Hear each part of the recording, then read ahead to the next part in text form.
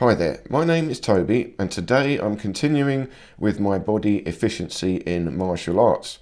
And we're starting off here in the horse riding stance, toes pointing slightly out, knees bend over the toes, belly pulled in, again also still a slight backwards arch. You want a projection in the hips behind but also opening of the hips in front. You can see as I go up and down the hips are opening and closing a little bit. You've got to feel this stretch.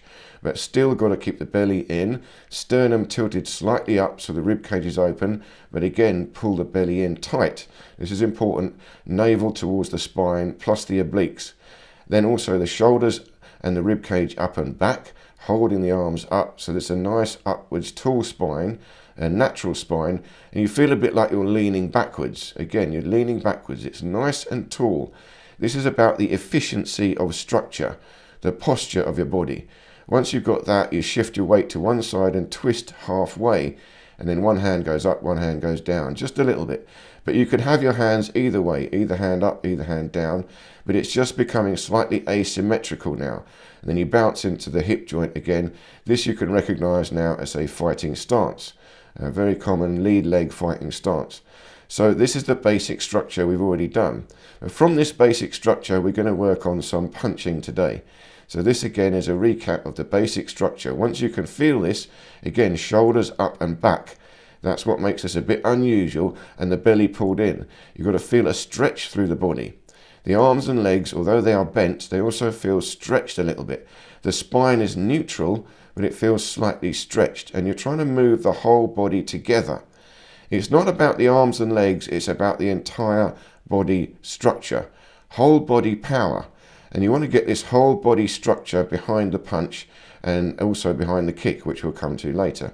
But here again, once more, you can see the posture is a half twist. But if I continue the twist, then it becomes a punch. Now we're going all the way into a forward stance. Now you can see I'm extending my shoulder. So in this case, we don't want to fully extend it. Shoulder pulls back, but I'm twisting forward. I'm taking my weight into the front hip slightly, twisting my hips forward, twisting the spine, but keeping the shoulder up and back. Still a slight backwards arch. I want to maintain a vertical spine. Everything there is vertical. That makes it efficient, but holding a tension in the rib cage and a pulling around of the serratus muscle. So even though the shoulders are up and back, I'm also squeezing, pulling them down and forward, but I'm locking out into this final structure. So I'm just trying to help my friend here get the exact positioning. You see your weight goes slightly forward into the front foot. You're twisting your hips into the front hand, but still got to maintain a vertical spine. The back hip turns round, but you let your weight sink down into the front hip.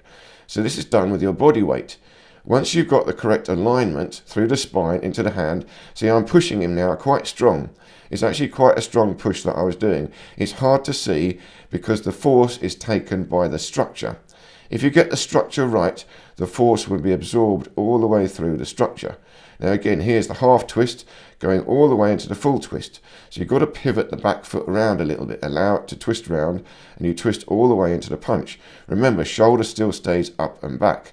Stays up and back. You want a vertical spine, twisting from the obliques, holding the belly in tight. But now, of course, you've got the lead leg, levering into the lead leg for the lead hand jab, rather. So the lead hand jab is the same thing, but you're shifting your weight, twisting into the front hand. When you've got the backhand punch, you're twisting into the backhand, but again, falling into the front hip.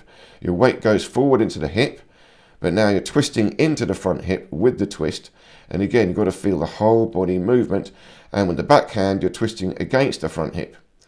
So you're still twisting into the front hip either way and letting your weight go forward into the front leg. It also means you're pumping out with the back leg. The back leg pushes into the ground to help create this forward momentum. I'm also levering very slightly with the spine. Very slightly, but I've still got a backwards arch. I'm levering from the hips. So you can stay vertical or lever a tiny bit, but it's all in the leverage from the hip joint. The spine has essentially got to stay neutral. The shoulders up and back, they're still in their neutral position, and you're then holding this structure to create power in the punch. So now I'm showing my friend here with the lead hand jab. So it's a different twist. You're twisting into the front hip, leaning into the front hand, but again maintaining a vertical spine. You're starting to twist a little bit forward into the front hip here, still maintaining the vertical spine. Now I'm pushing quite hard, and you've got to feel the push going all the way down to the back leg. And you use your body weight. You're sinking your body weight into the front leg, into the front hand, but again, it's the body posture, the structure. Now I'm pushing quite hard, and it should be effortless. Effortless for him to resist that. So now I'm showing him lead hand jab. I'm just holding my arm out, vertical spine, sinking into my hips, and then gradually sinking my body weight into the front hip, and it's very, very powerful. You can just feel it there. You can't resist anymore. Because I'm not pushing with muscles, I'm pushing with the bone structure.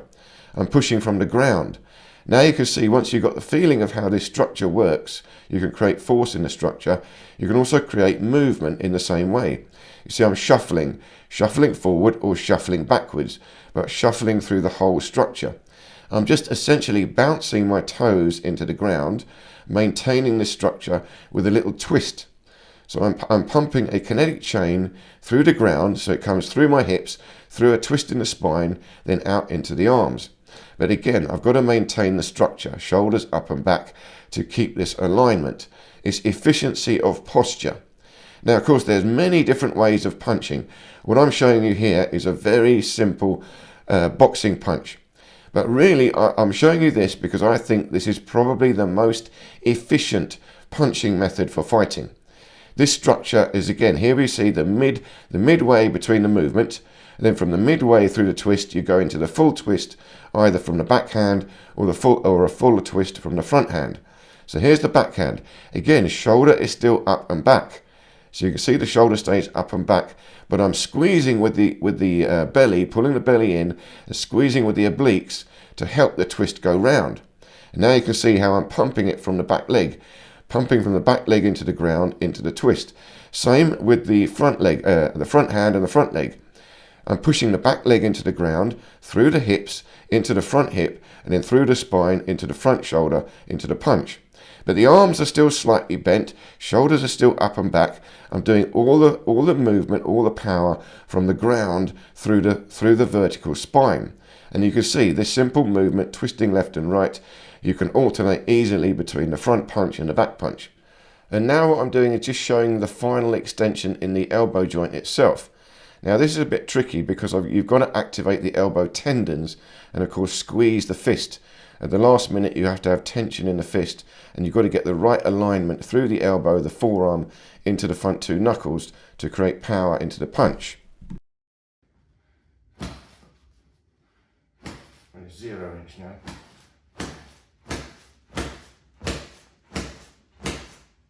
So you can see you can generate quite a lot of power, and this is ultimately what you might call 1 inch power.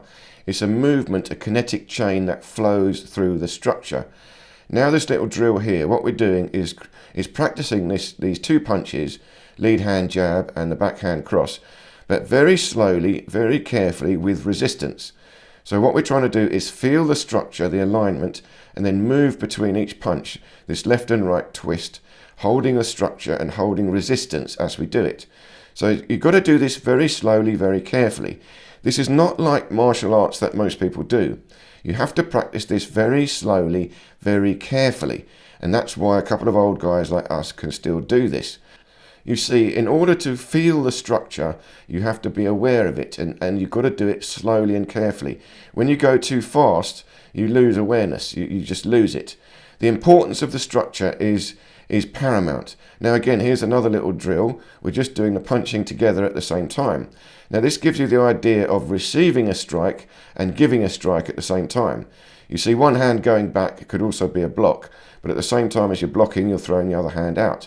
So it's giving the idea, a little drill, feeling reaction. Just trying to feel reaction. Now we're going to actual shadow boxing. We're actually having a go freestyle. But again, ever so slowly, ever so carefully, just trying to react with this simple movement. You've got the twist, but of course now you've got to react faster. You've got to use the arms a bit, lean a bit, twist a little bit. You've got random movement involved, but you're always trying to feel the basic structure. Always come back to this neutral stance. Vertical spine with the half twist moving forward, both arms up, shoulders up and back, belly pulled in, and the hands relaxed. Hands relaxed. Remember, the movement comes from the spine and it comes from the legs and the hips pushing up into the spine. So you can see we're bouncing between the legs. This little bounce allows you to move. You're on the toes. Again, you don't want to be static. The structure is powerful, but you don't want to be static in the structure. You've got to be able to move, shuffle, change leg. You've got to have this movement ability at the same time as this structural ability. There's two things going on here: correct structure and correct efficiency of movement. Both things have got to be done. So I hope this little video made sense. Please do check out the whole of the series, and there's a lot more coming to this, so do stay tuned. Thank you so much for watching, and I look forward to seeing you in any of these other videos here.